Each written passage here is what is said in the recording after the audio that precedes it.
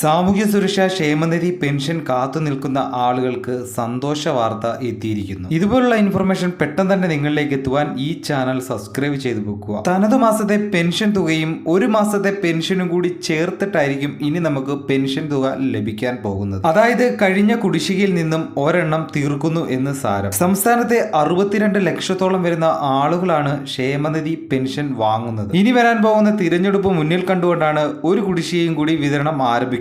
March മാസത്തിൽ 1600 രൂപയും April മാസത്തിൽ തനതു മാസത്തെ പെൻഷനും ഒരു കുടിശ്ശികയും കൂടി ചേർത്ത് 3200 രൂപയായിരിക്കും ലഭിക്കുവാൻ പോകുന്നത്. മുടങ്ങിക്കിടക്കുന്ന പെൻഷൻ തുകകൾ കൊടുത്തു തീർക്കുവാൻ കേന്ദ്രം സഹായിക്കുന്നു. കേന്ദ്രത്തിൽ നിന്നും 605 കോടിയുടെ വായ്പാ സഹായം ലഭിക്കുകയും ചെയ്തു. ശ്രദ്ധിക്കുക, മസ്റ്ററിംഗ് പൂർത്തിയാക്കാത്തവർക്ക് ഈ മാസം 25-ാം തീയതി വരെ മസ്റ്ററിംഗ് പൂർത്തിയാക്കുവാനുള്ള സൗകര്യമുണ്ട്. നമ്മുടെ പെൻഷൻ സ്റ്റാറ്റസുകളെല്ലാം തന്നെ ഒന്ന് പരിശോധിച്ച് നോക്കുക. അക്ഷയ സെന്ററുകളിലോ നമ്മുടെ സ്മാർട്ട് ഫോൺ വഴിയോ നമ്മുടെ സ്റ്റാറ്റസുകൾ നമുക്ക് പരിശോധിക്കാവുന്നതാണ്. എന്തായാലും അടുത്ത നല്ലൊരു വീഡിയോയുമായി വീണ്ടും കാണാം. Good bye.